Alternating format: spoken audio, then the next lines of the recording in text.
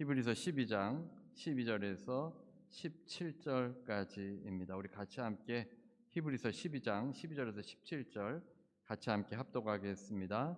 그러므로 피곤한 손과 연약한 무릎을 일으켜 세우고 너희 발을 위하여 곧은 길을 만들어 저는 다리로 하여금 어그러지지 않고 고침을 받게 하라. 모든 사랑과 더불어 화평함과 거룩함을 따르라. 이것이 없이는 아무도 주를 보지 못하리라.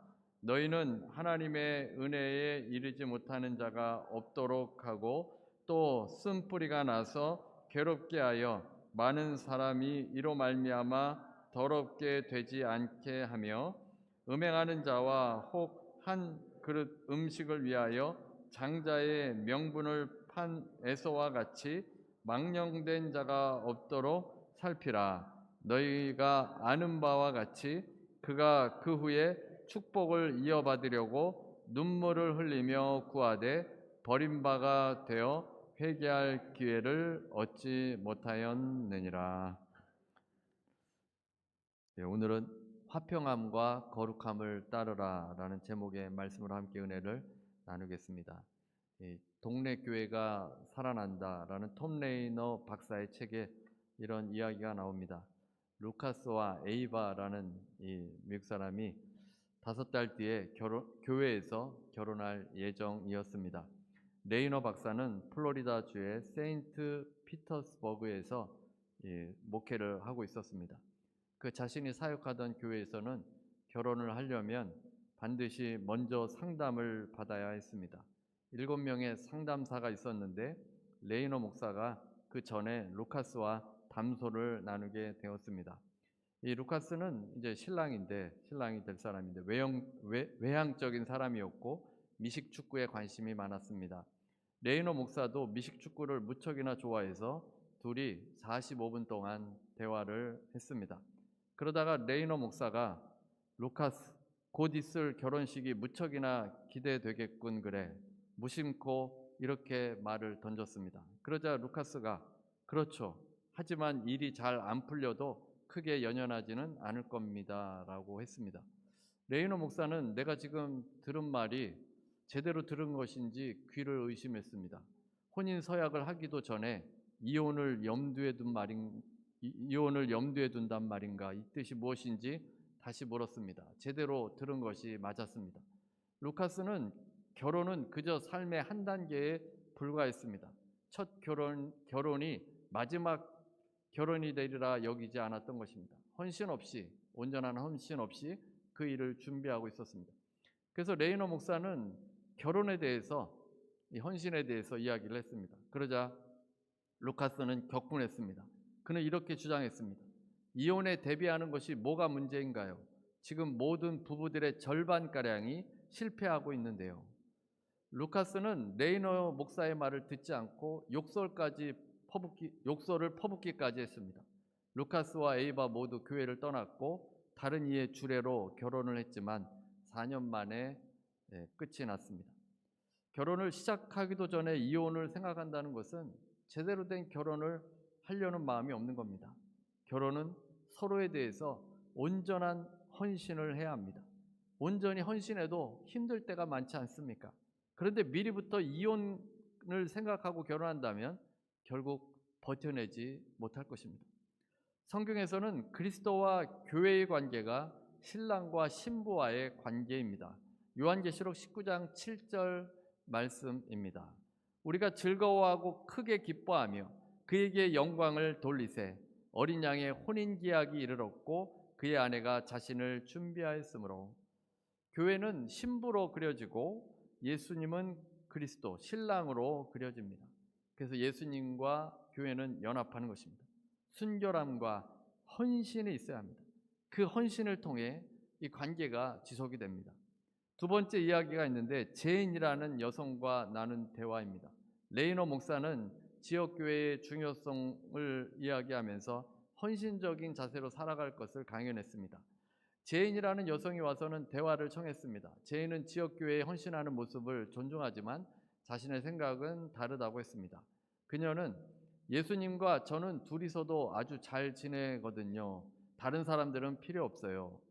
당시 그녀는 사람들에게 교회 출석하는 일을 일종의 율법주의적인 태도로 받아들였습니다.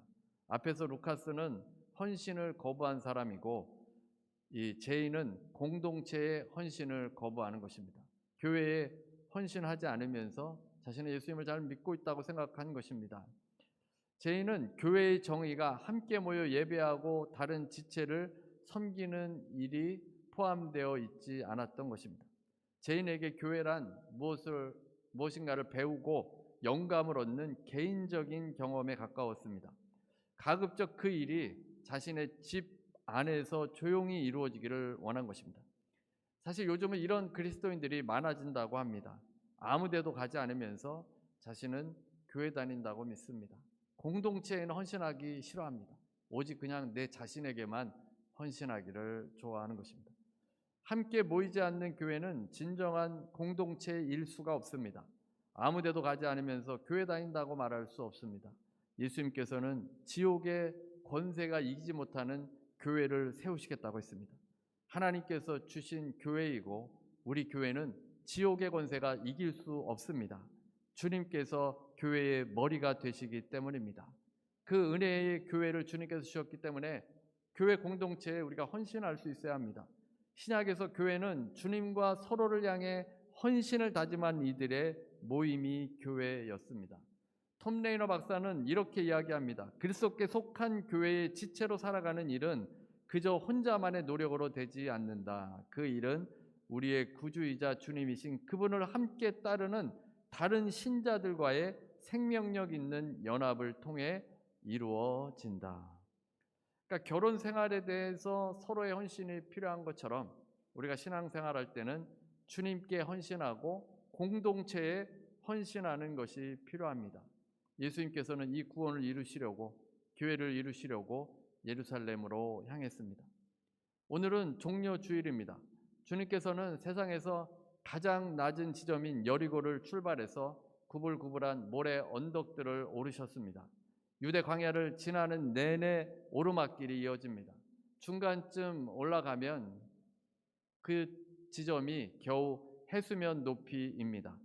요단 계곡에서 상당히 많이 걸어도 더 올라가야 합니다. 이스라엘의 날씨는 언제나 뜨겁습니다. 걸을 때마다 흙먼지가 날립니다. 예수님께서는 예루살렘에 가시면 어떤 일을 겪게 되는지를 다 미리 아셨습니다. 하지만 미래를 맞이하기 위해서 그 길을 걸으셨습니다. 예수님께서는 우리의 구원을 위해서 험한 길을 걸으셨고 악의 세력은 예수님을 대적하려고 기다렸습니다. 이제 주님께서 감람산의 꼭대기에 이르렀습니다. 감람산 꼭대기에 오르면 깊은 계곡 건너에 예루살렘이 보입니다. 베다니와 벳바기를 지나면 곧 예루살렘이 시야에 들어옵니다. 모든 순례를 끝맺는 종착지입니다. 예수님께서는 한 번도 사용된 적이 없는 나귀 새끼를 타고 예루살렘으로 입성하셨습니다. 나귀를 타고 가실 길에 사람들은 겉옷을 펼쳐놓고 노래를 부릅니다. 무리들이 순례자들이 불렀던 시편 118편의 한 노래를 부르기 시작합니다.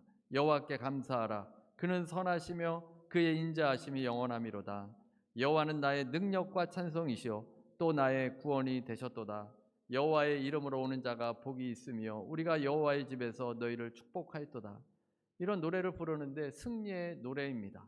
이제 그렇게 기다렸던 메시아 되시는 예수께서 드디어 예루살렘에 입성하기 때문에 백성들은 환호하며 외치며 주님을 맞이했습니다. 사실 예수님께서는 죽으러 예루살렘으로 들어오시는 것입니다. 예수께서 고난 때문에 예루살렘 입성을 포기하셨다면 새 언약은 존재하지 않습니다. 신약은 존재하지 않고 교회도 존재하지 않습니다. 주께서 온 인류를 위해서 헌신하시고 예루살렘에 입성하시고 고난의 길을 걸으셔서 부활을 하셨습니다. 우리를 위한 주님의 헌신이었던 겁니다. 이제 우리도 주님을 위해서 헌신하며 주님께서 세우신 교회를 위해서 헌신해야 합니다. 지금은 헌신하기 싫어하는 시대입니다. 그래서 누군가에게 헌신하는 것도 싫어하고 공동체에도 헌신하기 싫어하는 시대 가운데 살고 있는데, 우리는 그리스도의 은혜를 받은 자들로서 서로를 위해서 헌신하는 삶을 살아야 합니다. 지난주에 우리가 하나님께서는 때때로 우리를 훈육하신다라는 말씀으로 은혜를 나누었습니다. 우리에게 고난을 주실 때도 있는데 하나님께서 우리를 사랑하시기 때문에 고난을 주시는 것입니다. 사랑하는 아들을 징계하는 것처럼 주님께서 우리를 사랑하시기 때문에 고난을 주십니다. 그래서 이 고난 속에서 뒤로 물러갈 것이 아니라 믿음으로 나아가야 합니다. 오늘 본문 히브리서 12장 12절 말씀입니다. 그러므로 피곤한 손과 연약한 무릎을 일으켜 세우고 낙심한 상태에 머물러 있지 말고 일으켜 세우라는 것입니다. 예수님 믿어도 고난이 찾아올 수 있는데 낙심하지 말라는 것입니다. 운동 경기 선수들이 운동하다가 잘 안 될 때 손에 힘이 풀리는 그 표현을 사용했습니다. 영적으로 맥이 빠져서 더 이상 영적 전투를 할 수 없을 정도가 되어버린 것입니다. 마라톤을 하다가 맥이 빠져서 주저앉아 버리는 것입니다. 무릎이 연약해져 있습니다. 두려움에 빠져서 주춤거립니다. 기도가 중단됐고 기도할 힘도 내지 못합니다. 히브리서를 읽고 있는 성도들 중에서 이렇게 중단됐고 두려움에 사로잡혀서 용기를 내지 못하는 성도들이 있었습니다. 그래서 피곤한 손과 연약한 무릎을 일으켜 세우라고 말씀합니다. 그 다음에 13절입니다. 너희 발을 위하여 곧은 길을 만들어 저는 다리로 하여금 어그러지지 않고 고침을 받게 하라. 원문의 뉘앙스를 살려서 번역하면 수레바퀴가 지나간 곧은 길들을 계속해서 만들라라는 의미입니다. 그러니까 계속 곧은 길을 만들라는 것입니다. 저는 다리라고 했는데 다리를 전다는 것은 절름발이와 불구라는 뜻입니다. 앉은뱅이는 아예 걷지 못하는 사람인데 절름발이는 걷기는 하지만 다리에 힘이 없어서 쩔뚝거리며 걷는 사람을 말합니다. 영적인 전투에 적극적으로 가담하지 못하고 계속 변두리에만 왔다 갔다 합니다. 유대교를 기웃거리고 왔다 갔다 하는 사람을 절름발이라고 부르는 것입니다. 저는 다리가 어그러지면 큰 부상을 당할 수 있습니다. 심한 경우에는 영원히 걸을 수 없게 될 수도 있습니다. 성도가 절뚝거리며 불안하게 걷는 약한 신앙을 가진 자들로서 실족하지 않도록 고침을 받고 단단하고 곧은 길로 가도록 말씀을 주고 있는 것입니다. 고침을 받게 하라는 것입니다. 신앙생활하다가 어려움이 와도 포기하지 말라는 것입니다. 당장 눈에 보이는 것 따라가지 말라는 것입니다. 온전한 헌신이 있어야 합니다. 다시 피곤한 손과 연약한 무릎을 일으켜 세워야 합니다. 그리고 이제 교회에 훈계하는 말씀입니다. 공동체에는 화평과 거룩함이 있어야 합니다. 예수님을 믿는 교회는 무엇보다 화평과 거룩함이 필요합니다. 핵심 가치입니다. 우리가 이제 주님께 헌신하는데 공동체에는 어떻게 헌신해야 하는가를 오늘 본문에서 말씀해 주고 있습니다. 우리가 가장 붙들어야 될 것은 화평함과 거룩함입니다. 14절입니다. 14절. 모든 사람과 더불어 화평함과 거룩함을 따르라. 이것이 없이는 아무도 주를 보지 못하리라. 화평과 거룩의 삶을 살라고 하고 있습니다. 고난의 이 시기가 찾아오면 불화가 오게 됩니다. 고난 속에서 평안하기 힘듭니다. 서로 힘들면 싸우고 다투게 됩니다. 불화가 조성됩니다. 신앙이 흔들리면서 평안이 깨지는 상황을 접하게 됩니다. 핍박 속에서도 화평을 지향하고 추구해야 합니다. 사람들과 화평하게 지내라는 것입니다. 로마서 12장 18절입니다. 할 수 있거든 너희로서는 모든 사람과 더불어 화목하라. 불의에 대해서는 단호하게 거부해야 되겠지만 진리의 문제가 아니면 할 수 있거든 여러분이 노력하라는 것입니다. 모두에게 같이 화목할 수 있도록 노력하라는 말씀입니다. 화목하기가 쉽습니까? 이민사회에서 모든 사람과 더불어 화목한다는 것 정말 어려운 일인 것을 잘 아실 겁니다. 내 자신을 내려놓아야만 모든 사람과 화목할 수 있습니다. 성경은 모든 사람과 화목하라 라고 말씀합니다. 저는 미국에 살면서 진리 때문에 불화가 된 경우는 거의 보지 못했습니다. 대부분 서로 보지 않고 이 관계가 끊어진 것을 보면 이 개인적인 감정이나 상처, 고집 뭐 이런 것들 때문에 서로 보지 않고 불화가 되는 경우를 종종 보게 됩니다. 성경은 우리에게 할 수 있거든 너희로서는 모든 사람과 더불어 화목하라라는 말씀을 주셨습니다. 더욱이 우리 교회 공동체에서는 모든 사람과 화목하라, 화목이 우리에게 가장 중요한 핵심 가치입니다. 그 다음에 주시는 것은 거룩입니다. 성도는 화평과 더불어서 추구해야 될 것이 거룩입니다. 거룩은 영적, 도덕적 더러움에서 벗어나서 성화되어 가는 것을 말합니다. sanctification입니다. 계속 우리가 거룩하게 성화가 되어가는 상태를 말하는데, 화평과 거룩은 동전의 양면 같습니다. 어느 한쪽을 분리해낼 수 없습니다. 한쪽이 기울어지면 균형은 깨어지게 됩니다. 평화를 무시하고 거룩만 주장하면 독선이 되고, 거룩은 무시하고 평화만 추구하면 비진리와 타협하게 돼서 세속화가 되어집니다. 그래서 이 두 가지가 꼭 필요합니다. 14절에 중요한 말씀을 주시는데, 이것이 없이는 아무도 주를 보지 못하리라. 이것이 없이는 주를 보지 못한다 그랬는데, 화평함과 거룩함을 가리키는 것으로 보이지만 원문으로 볼 때는 거룩입니다. 거룩함이 없이는 아무도 주를 볼 수 없다는 것입니다. 마태복음 5장 8절입니다. 마음이 청결한 자는 복이 있나니 그들이 하나님을 볼 것이며. 거룩한 자가 하나님을 볼 수 있다는 겁니다. 청결하다는 것은 곧 거룩을 말합니다. 속되고 가증한 모습에서는 결코 하나님을 볼 수 없습니다. 청결해야, 거룩해야 주님을 보고 성화되어 나아갈 수 있습니다.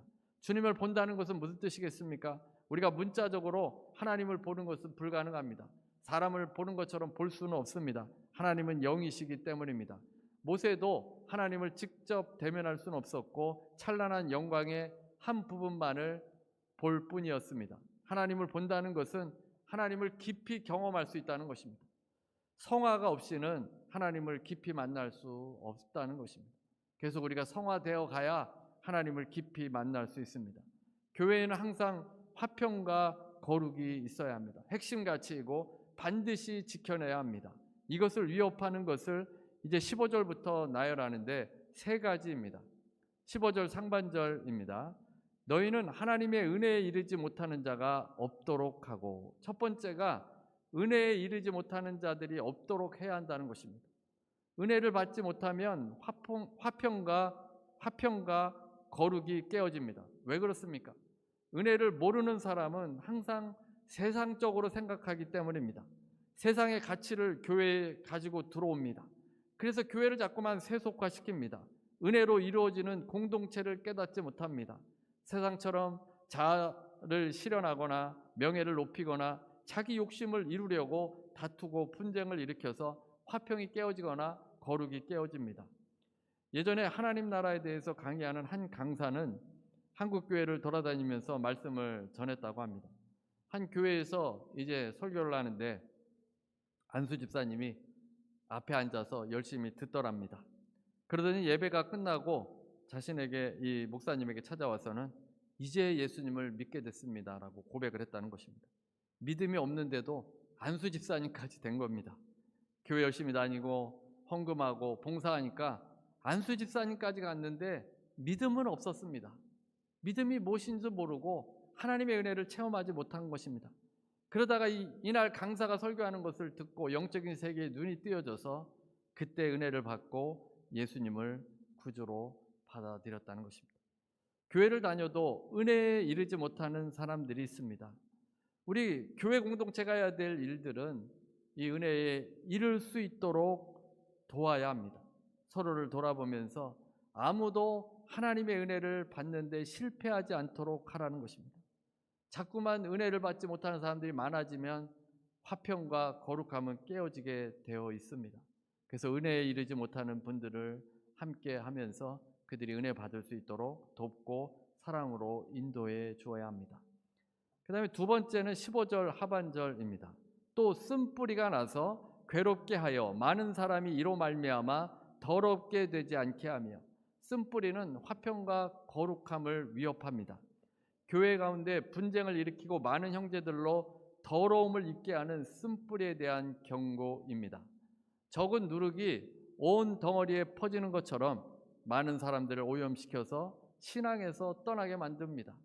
이스라엘 백성들 가운데도 잡족들이 이렇게 함께 섞여 있었는데 먼저 이 불평은 잡족들이 시작을 합니다. 근데 이 소수에서 시작된 이 불평이 온 이스라엘에게 다 퍼져서 다 불평하다가 가나안 땅에 들어가지 못하고 38년을 광야 생활을 하지 않습니까? 그래서 축복의 통로가 되지 않고 문제의 통로가 되는 분들이 있는데 교회의 평안과 거룩을 깨뜨립니다.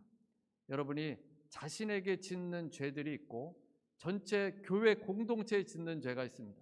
내 죄로 인해서 교회 전체에 영향을 주는 죄는 더 심각한 죄입니다. 그래서 공동체의 죄를 짓지 않도록 해야 하는데 쓴뿌리, 이것이 우리를 그렇게 만들 수 있다는 것입니다. 독한 뿌리, 악독한 뿌리라는 의미인데 쓰고 독한 열매를 맺어서 주변에 있는 사람들에게 막대한 해를 끼치는 것을 말합니다. 사람을 신앙에서 떠나도록 선동하도록 만듭니다. 그 다음에 세 번째는 육신의 욕망이 화평과 거룩을 깨뜨립니다. 16절입니다. 16절. 음행하는 자와 혹 한 그릇 음식을 위하여 장자의 명분을 판 에서와 같이 망령된 자가 없도록 살피라. 음행하는 자는 에서를 말합니다. 부도덕한 사람입니다. 이방 여인들과 부정한 일을 행한 에서를 지칭하고 있습니다. 망령된 자도 에서인데 누구도 가까이 할 수 없는 더러운 것을 말합니다. 경건하지 않은 자입니다. 이 히브리서에서는 에서를 말하는데 아마도 에서라는 이름을 잘 모르시는 분들도 계실 겁니다. 이삭의 아들입니다. 이삭의 아들은 둘이 있었는데 에서와 야곱입니다. 원래 장자는 에서였는데 장자의 몫을 야곱이 받게 되었습니다. 에서와 야곱은 쌍둥이인데 에서가 먼저 태어나서 형입니다. 야곱은 형의 장자권을 항상 부러워했습니다. 에서는 남자답고 사냥을 잘해서 아버지가 좋아했습니다. 야곱은 조용한 사람으로 장막에 거주했습니다. 아버지는 이 에서에게 이제 장자권을 물려주려고 한 것입니다. 그런데 야곱은 이 장자권을 얻기 위해서 에서가 들에서 돌아올 때쯤에 팥죽을 쏘아 놓았습니다. 에서는 들에서 돌아와서 심히 피곤했습니다. 에서는 팥죽을 보고는 자신에게 달라고 했는데 야곱은 자신에게 이 장자의 명분을 주면 이 팥죽을 주겠다고 한 것입니다. 그래서 에서는 장자의 명분이 내게 무슨 유익이 있느냐 하면서 장자의 명분을 야곱에게 팔았습니다. 하나님께서 그 상황을 다 지켜보고 계신 것입니다. 그래서 성경은 에서가 장자의 명분을 가볍게 여겼다라고 했습니다. 그 후에 이삭이 죽을 때가 가까워서 이제 축복을 빌어주는데 장자는 에서이기 때문에 에서가 받아야 합니다. 에서가 사냥을 갔을 때 야곱이 어머니와 함께 아버지를 속이고 모든 복을 다 받게 됩니다. 에서가 장자의 명분을 소홀히 했기 때문에 결국 일이 이렇게 된 것입니다. 이스라엘의 역사가 바뀌게 되었습니다. 이스라엘의 국호를 정할 때도 야곱의 이름이 이스라엘로 바뀌는데 그 이스라엘의 바뀐 이름을 이스라엘의 국호로 삼은 것입니다. 만약 에서가 장자의 명분을 소홀히 하지 않고 신실한 사람이었다면 이스라엘의 이름이 바뀌어졌을 겁니다. 그래서 에서의 나라를 우리가 알게 되었을 텐데 에서가 장자의 명분을 소홀히 했기 때문에 결국 팥죽 한 그릇에 넘겨버리는 그런 모습이 되었습니다. 그리고 에서는 성적으로 문란했습니다. 이방 여자와 결혼했고 나중에는 부모를 기쁘게 하기 위해서 이스마엘의 딸과도 결혼하게 됩니다. 에서는 신실하지 못한 사람이었고 망령된 사람이었습니다. 세상을 좋아했고 믿음으로 살아가지 않았습니다.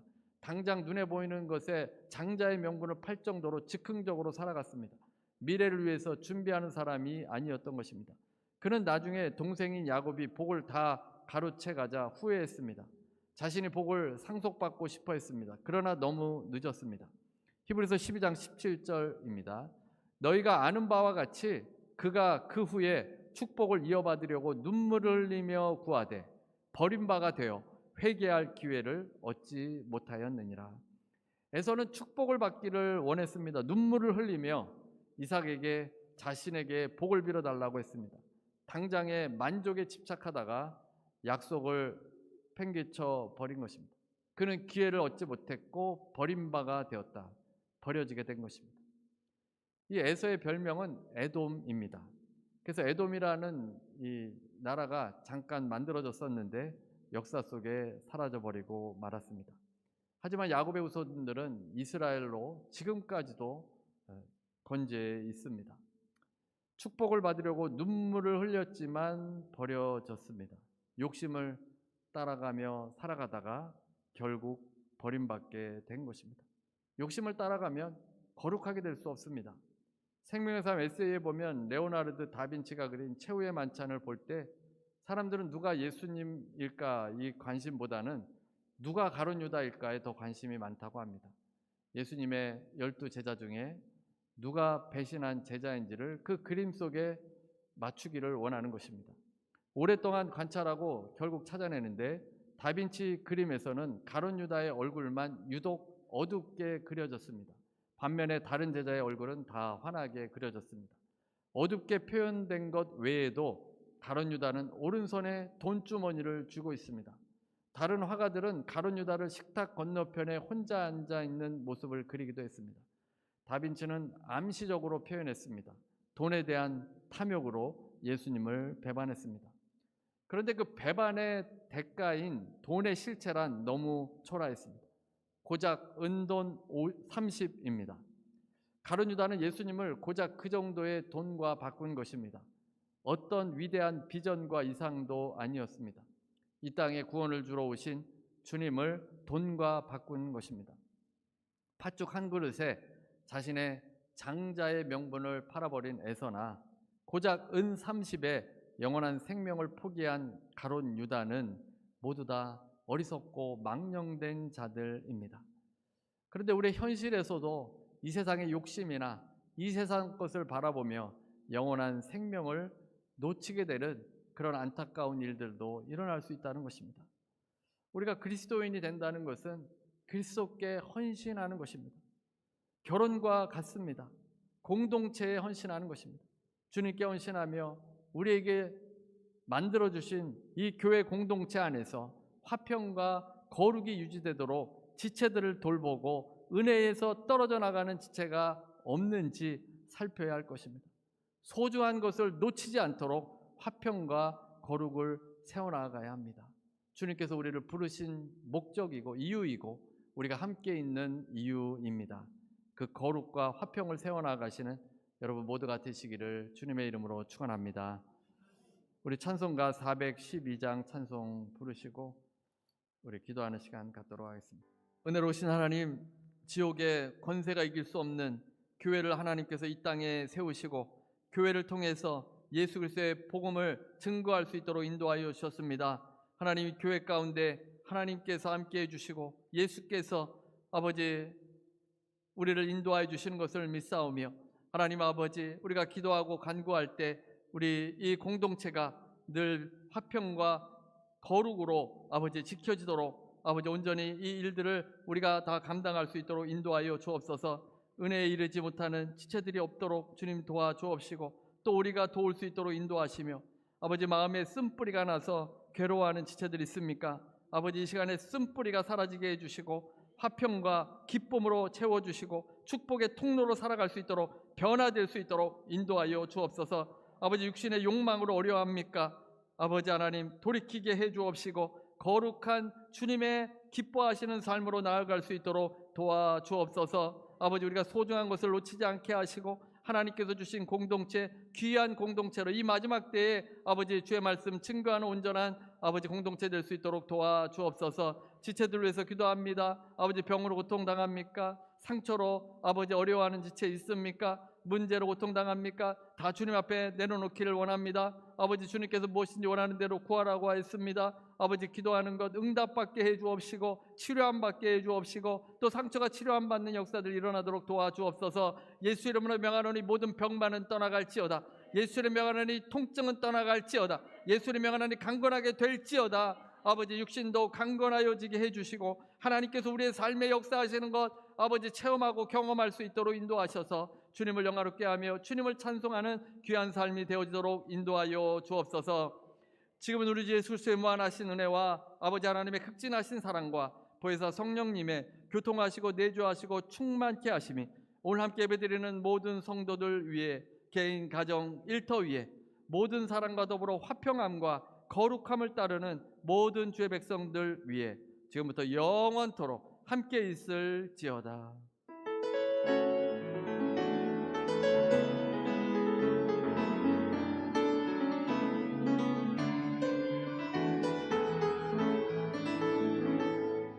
하나님께 감사의 박수 드리시겠습니다.